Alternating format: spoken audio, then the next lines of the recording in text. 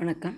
இன்றைக்கு பொருட்பாலில் அரசியலில் சுற்றம் தழாள் அந்த அதிகாரத்தில் 4வது குறள். சுற்றத்தார் சுற்ற பட ஒழுகல் செல்வத்தான் பெற்றத்தார் பெற்ற பயன். சுற்றத்தார் சுற்ற பட ஒழுகல் செல்வத்தான் பெற்றத்தார் பெற்ற பயன். எளிமையான பொருள் என்ன அப்படின்னா, செல்வத்தால் செல்வம் பெற்றதனால் பெற்ற பயன். ஒருத்தன்ட்ட செல்வம் இருக்குது, அதனுடைய பயன் என்ன அப்படின்னாக்கா, சுற்றத்தார் சுற்ற பட ஒழுகல், தன்னை சுற்றி தன்னுடைய சுற்றத்தார் இருக்கும்படி நடந்து கொள்ளுதல். அதுதான் இதனுடைய அர்த்தம்.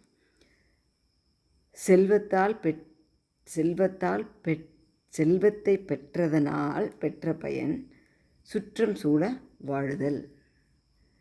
செல்வத்தின் பெயர் செழுங்கிளை தாங்குதல் அப்படின்னு ஔவையாரோட மொழின்னு நினைக்கிறேன்.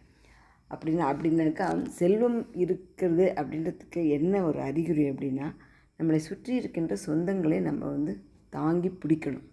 அவர்களுக்கு ஒரு தேவை இருக்கும் பொழுது இங்கே அதே தான் வலியுறுத்தி சொல்கிறாரு. ஒருத்தன்ட்ட செல்வம் இருந்தது அப்படின்னா அந்த செல்வத்தை வைத்து கொண்டு தன்னை சுற்றி தன்னுடைய சுற்றம் இருக்குமாறு வாழ வேண்டும். இந்த சுற்றம் வெறும் பணத்துக்காக மட்டும்தானா அப்படின்னா இல்லை.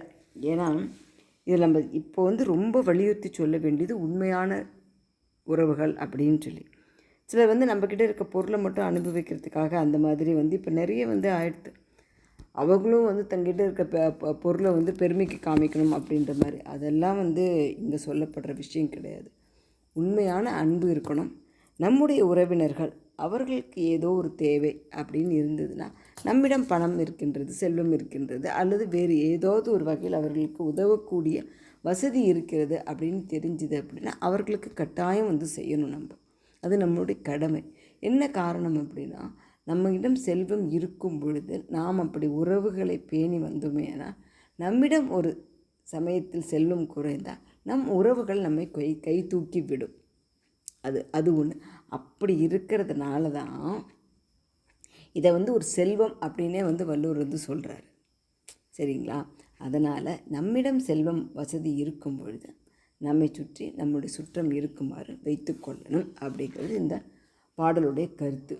இது நிர்வாகத்துக்கு எப்படி பொருந்தும் அப்படின்னா, நிர்வாகத்தை தொடர்ந்து செம்மையாக நல்ல லாபகரமாக நடத்துவதற்கு நம்பிக்கையான ஆட்கள் தேவை.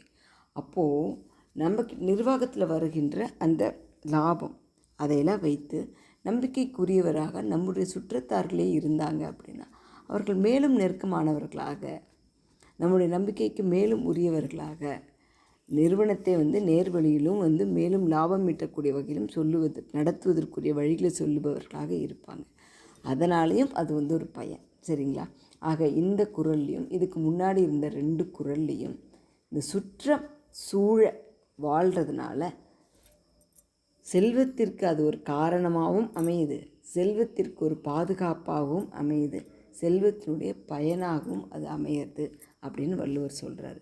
அதனால் செல்வம் கையில் இருக்கும் பொழுது நம்முடைய சுற்றத்தாருக்கு அது பயன்படுகின்ற வகையில் நாம் நடந்து கொள்வது நமக்கும் நல்லது, சுற்றத்திற்கும் நல்லது, ஒரு குடும்பமாகவும் நல்லது, ஒரு நிறுவனமாக இருக்கும் பொழுதும் நல்லது, ஒரு நாடாக இருக்கும் பொழுதும் நல்லது.